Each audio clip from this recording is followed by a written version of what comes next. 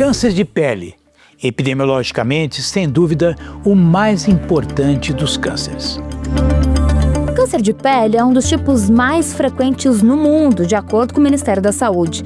Ainda segundo o órgão, o seu tipo melanoma corresponde a cerca de 30% de todos os tumores malignos registrados no país.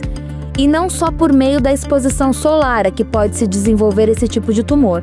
No check-up de hoje, o doutor e apresentador Cláudio Lotenberg recebe o dermatologista Beni Greenblatt. Entenda as causas e tratamentos do câncer de pele. Check-up Jovem Pan, com o doutor Cláudio Lotenberg. Nós recebemos no dia de hoje para falar sobre o assunto o Dr. Beni Greenblatt, ele que é médico dermatologista do Hospital Israelita Albert Einstein. Beni, seja muito bem-vindo. Obrigado, Cláudio, é um prazer estar aqui, obrigado. Vamos começar contando o que é o câncer de pele. É qualquer pinta, qualquer alteração, qualquer lesão é suspeita de ser câncer? Então, quando a gente pensa em câncer de pele, a gente tem que pensar os cânceres de uma maneira geral. É um tipo de célula que teve uma proliferação atípica e começou a se multiplicar. No caso do câncer de pele, a gente tem que pensar que célula da pele está se multiplicando. Então, se eu fizer uma biópsia, tirar um pedaço da sua pele agora, olhar no microscópio, tem vários tipos de células lá. E qualquer uma delas pode se transformar no câncer de pele. As mais comuns, os cânceres de pele mais comuns, podem ser derivados das células que produzem o pigmento, e aí tem relacionado com as pintas que você falou, ou então das células da epiderme, que é da camada mais superficial da pele, e aí não vão ser pintas, vão ser outras lesões que vão ser suspeitas de câncer de pele. O problema é que todo mundo trata como se tudo fosse a mesma coisa e não dá devida importância e atenção. O que você poderia orientar no sentido do leigo observar uma lesão que não estava presente? Sempre é um sinal de alerta, ele tem que procurar um médico especialista? Eu acho que tem alguns sinais que ajudam a gente a suspeitar, acender uma luzinha aí de alerta.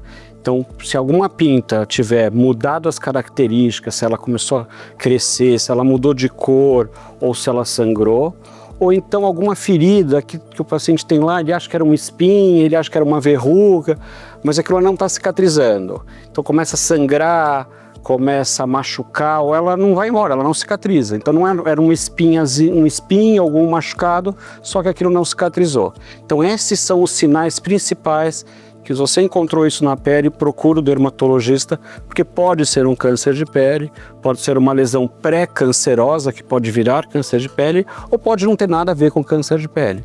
Mas aí o dermatologista vai te falar o que é. Suponha que você tem uma lesão que está presente há muito tempo, está silenciosa, está quieta, não tem nenhum desses sinais. Significa que ela não tem nenhuma chance de ser câncer, ou mesmo assim tem que ser observada? Não, existem... Vamos pensando no melanoma, que é essa forma mais grave de câncer de pele, que está relacionado com as pintas. E muitos melanomas, eles começam como melanoma desde o começo. Alguns melanomas eram pintas que se transformaram em melanomas, mas muitos dos melanomas, eles já nasceram como melanomas. Então, nesse caso, ele está lá desde o começo, está daquele jeito, já pode ser um melanoma desde o começo. Muito se fala a respeito da correlação entre a radiação solar e o desenvolvimento do câncer de pele. Nós, oftalmologistas, por exemplo, temos uma preocupação tremenda, porque grande parte das doenças oftalmológicas são doenças que têm esse tipo de associação, particularmente catarata e degeneração macular. O que você pode falar sobre radiação solar e câncer de pele? Qual é a forma de a gente se proteger e horários nos quais você até pode se submeter a um banho de sol e isso não vai trazer nenhum tipo de complicação? Então assim como tem essa relação entre a radiação ultravioleta e a catarata, que você comentou, tem total relação a radiação ultravioleta com câncer de pele.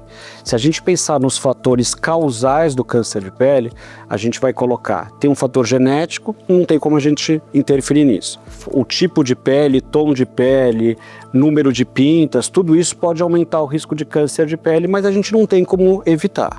O único fator causal conhecido para câncer de pele que a gente pode intervir, que a gente pode evitar, é justamente a radiação ultravioleta. O que a radiação ultravioleta do sol faz?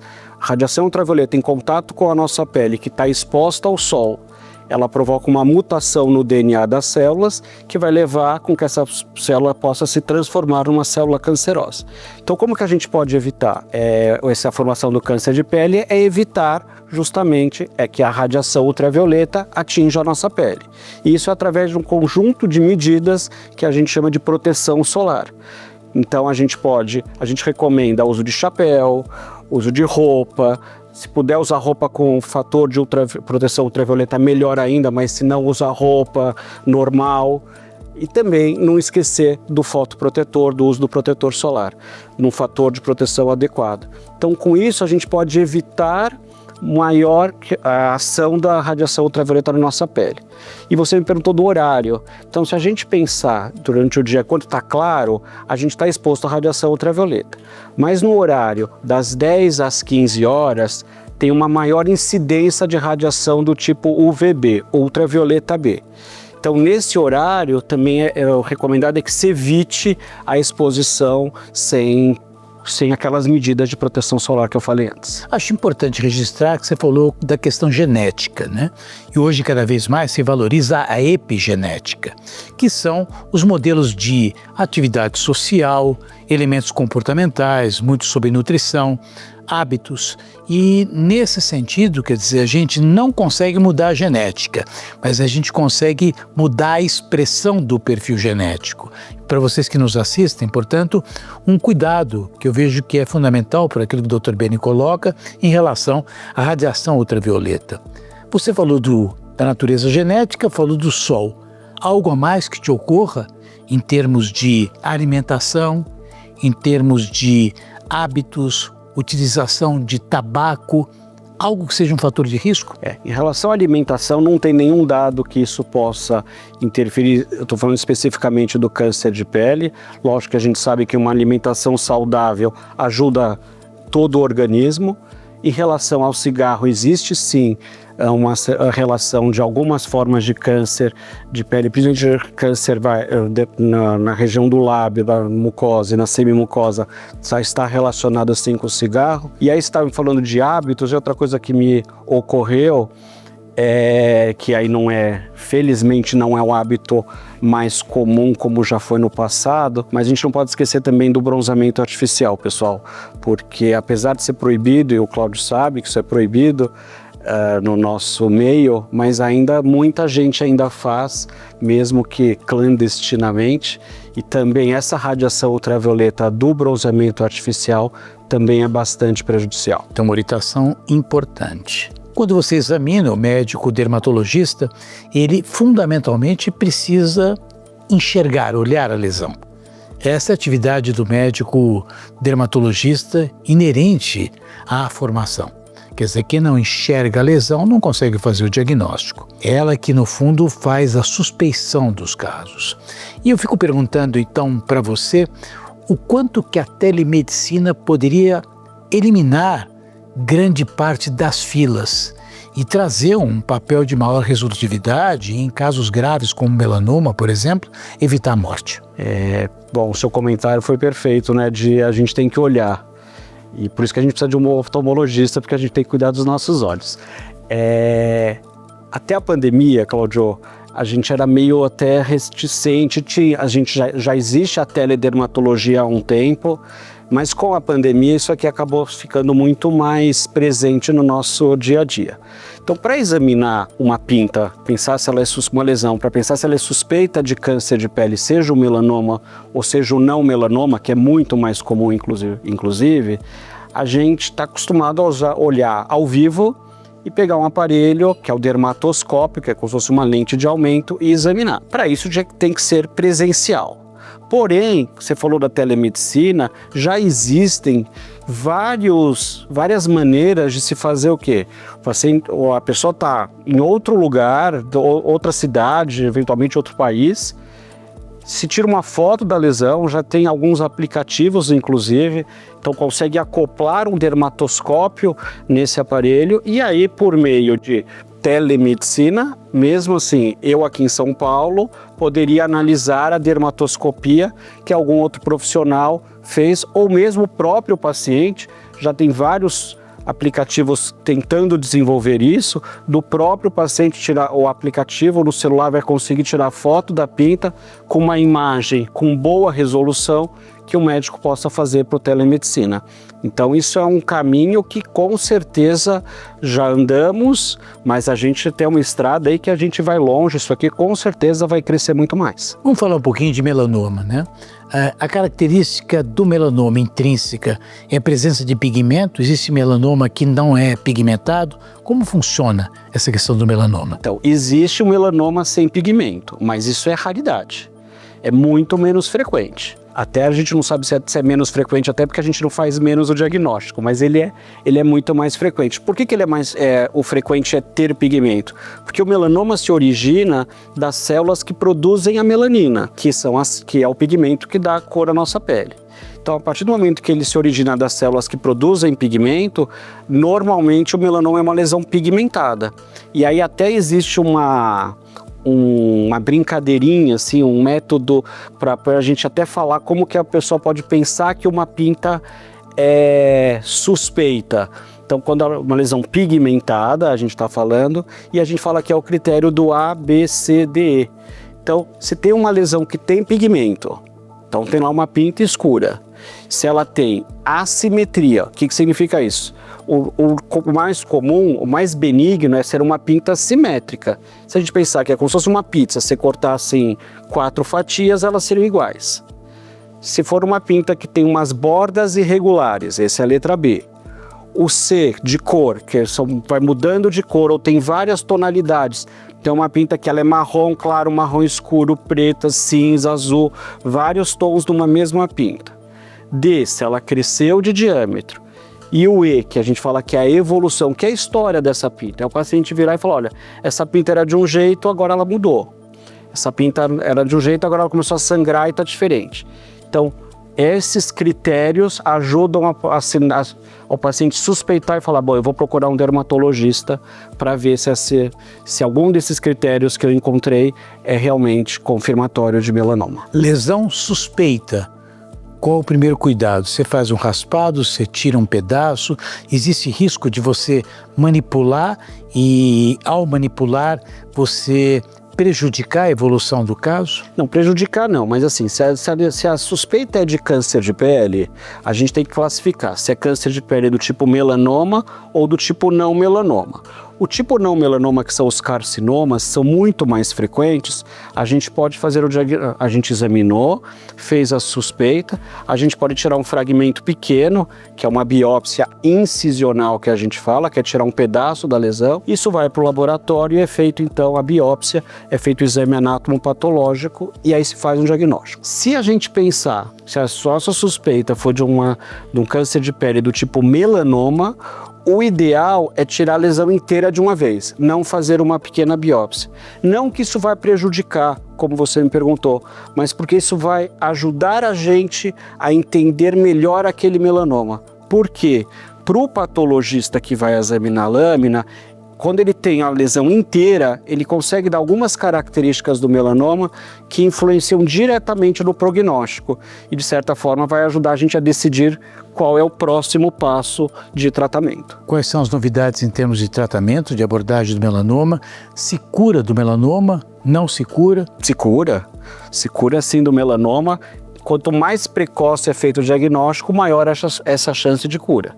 Então, quando ele é pego numa fase muito inicial, que ele é restrito à pele, você faz a cirurgia, remoção daquela lesão com margem de segurança, o paciente está curado. Quando ele vai numa fase mais avançada, em que esse melanoma invadiu a derme e começou a espalhar, então deu metástase em algum lugar do corpo, existem novos tratamentos, aí sempre dou as novidades. Tem muitas drogas novas, principalmente no campo da imunoterapia, que o índice de resposta é altíssimo. Então, é melhor pegar na fase precoce.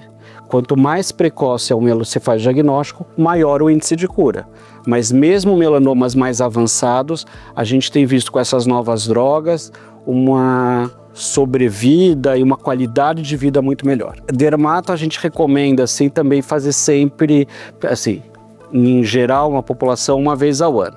Se a pessoa já teve câncer de pele, ou se ela tem ela tem muitos fatores de risco para câncer de pele, essa frequência tem que ser mais, esse intervalo tem que ser menor. O que significa maior risco de câncer de pele? Se ela já teve algum, se ela tem, paciente transplantado, que fez transplante de órgãos sólidos, tem uma frequência, uma chance, um risco maior de câncer de pele. Então eles têm que ser vistos a cada 6 meses. Se tem algumas medicações que ele pode tomar, que o paciente toma, que aumentam o risco, algumas síndromes genéticas.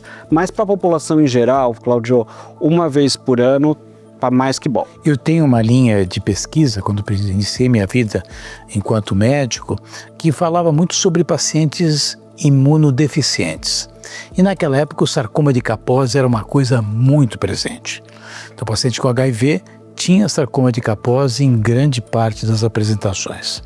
Como é que está o sarcoma de Kaposi hoje? Ele ainda é uma vedete do mundo dermatológico ou deixou de existir? O conhecimento da imunologia hoje, ele ajudou para que a gente pudesse entender determinados tipos de câncer de pele? Sim, muito. Acho que tanto para entender o mecanismo de surgimento dos cânceres, como até no tratamento quando a gente pensar na imunoterapia. No caso do sarcoma de Kaposi ou de Kaposi, existe já se sabe a relação dele com uma infecção por um vírus da família do herpes, né, o herpes tipo 8. Então, nesse sentido, acho que a imunossupressão, os pacientes que eram imunodeprimidos na época que você estava falando no começo da epidemia da AIDS, isso era muito mais frequente.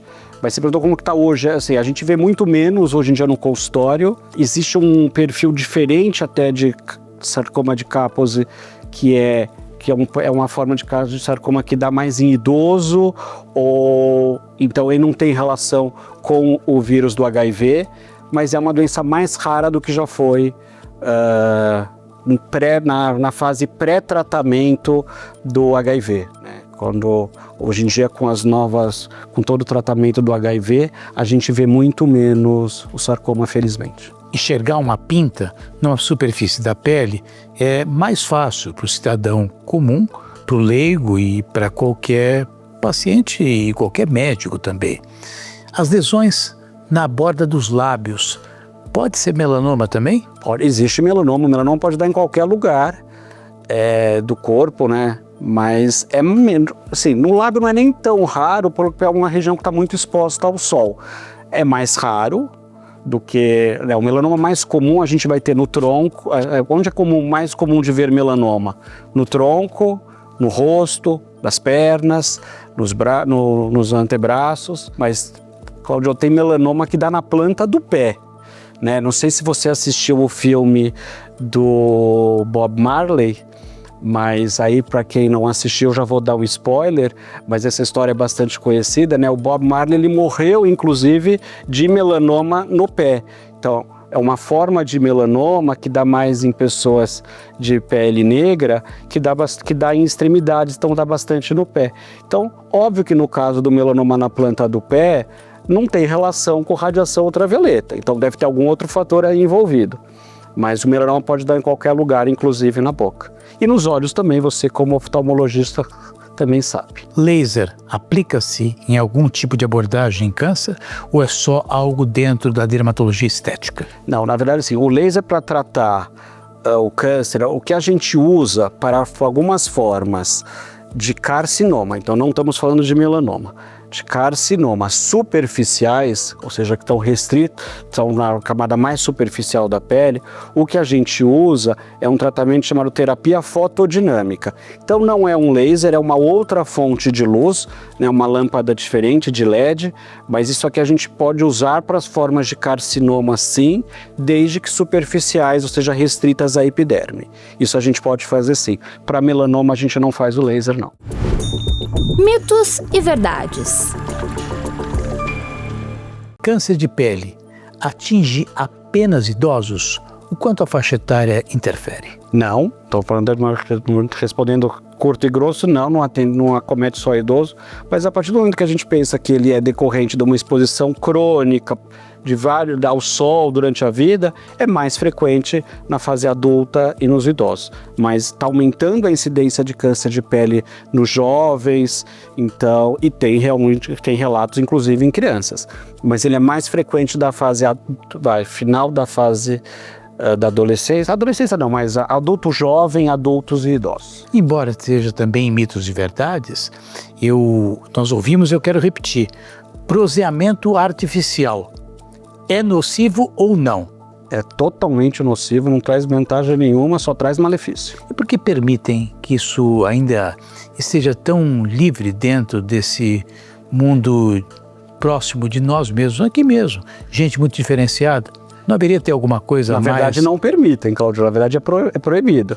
Eu não sei como que funciona a parte de fiscalização, mas já no Brasil é proibido exatamente pelo risco do câncer de pele, além de promover um envelhecimento maior da pele, porque a radiação ultravioleta A, do tipo A, que é a que tem no bronzeamento artificial, é a que mais envelhece a pele, que dá mancha, que dá ruga, tudo.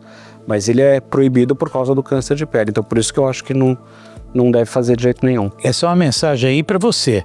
Bronzeamento artificial, cuidado, é um perigo. Vamos tentar simplificar. Pintas. Pinta é sempre benigno? Então, pinta é o nome popular de lesões que classicamente são benignas. Mas tem algumas pintas que podem, na verdade, não ser pintas benignas, já podem ser lesões cancerosas, e tem pintas que são benignas, mas que podem se transformar, elas podem se malignizar com o tempo. Quer dizer, é uma banalização chamar de pinta, porque por detrás da pinta pode ter um melanoma. Sim, essa pinta pode ser um melanoma. Agora, voltando à questão do protetor solar, me pareceu que você insiste principalmente com uma proteção para lesões pigmentadas, ou o protetor solar é bom e importante para todo e qualquer tipo de câncer de pele? Então, o protetor solar é bom para todo mundo. E ele vai, na verdade, então, acho que eu me expressei mal, não é para lesão pigmentada não. Acho que o protetor solar, ele vai ajudar, primeiro, ele vai ajudar a evitar o envelhecimento da pele. Ele vai ajudar o aparecimento de manchas na pele. E já que o nosso assunto é câncer de pele, ele vai ajudar a evitar o câncer de pele. E aí não estamos falando se é melanoma ou se é não melanoma, tá? O carcinoma basocelular, que é um câncer mais comum de todos na população, ele é intimamente ligado à radiação ultravioleta. Então é contra ele, para evitar, para prevenir contra o carcinoma basocelular, por exemplo, o fotoprotetor, o protetor solar é fundamental. E tem que ser o protetor solar do dia a dia, pessoal. Não pode ser o protetor solar só quando vai para a praia. O protetor solar ele tem que fazer parte do nosso dia a dia. Então, é que nem escovar o dente. De manhã acordou, tal, fez higiene, escovou o dente, já passa seu protetor solar todos os dias. Agora, uma das coisas que são muito claras hoje é a quantidade de procedimentos estéticos. Botox, Restylane, preenchimentos, lasers. Na tua percepção, isso incorre numa consequência de aumento de câncer de pele? Não existe relação desses procedimentos com o aumento da incidência de câncer de pele. Não vejo relação, Cláudio. Eu acho que, por um lado, até essa pessoa que está fazendo esses procedimentos, de certa forma, é uma pessoa que está começando a querer se cuidar mais. Então, aí vai incorporar o filtro solar no dia a dia. Então, eu acho que pode até ser o contrário. Não tenho esse dado, mas talvez essa pessoa, pelo menos na área que ela tratou, então se ela fez no rosto, por exemplo, procedimento, talvez seja uma área que ela tome mais cuidado e passe protetor solar todos os dias. O que não pode é passar protetor solar no rosto, cuidar da aparência, da estética e esquecer das outras áreas que estão expostas ao sol. Então cuidado com a mão, cuidado com as pernas, então tem que passar protetor solar no restante do corpo também. Quer dizer, pode cuidar da parte estética, é importante usar protetor solar. Qualquer lesão suspeita ser visto por um médico ou dermatologista, que passe por um oftalmologista para enxergar adequadamente, as regras de ABCDE, que também são importantes, e uma chamada especial para você que faz bronzeamento artificial. Cuidado, não é permitido. Beni, foi um prazer, quero agradecer muito a tua participação. Eu que agradeço, obrigado, Cláudio. Checkup fica por aqui. Hoje pudemos ter a participação do Dr. Benny Greenblatt, que nos fez uma apresentação brilhante a respeito do câncer de pele. Se você tem dúvidas, se você quer escrever alguma coisa, sugestões, confira, é só preencher e mandar drclaudio@jovempan.com.br. No check-up de hoje você viu quais os tipos existentes de câncer de pele, qual o grupo mais atingido pelo tumor, quais as possíveis causas do câncer e quais os tratamentos disponíveis. Check-up Jovem Pan, com o Dr. Cláudio Lotenberg. A opinião dos nossos comentaristas não reflete necessariamente a opinião do Grupo Jovem Pan de Comunicação. Realização Jovem Pan.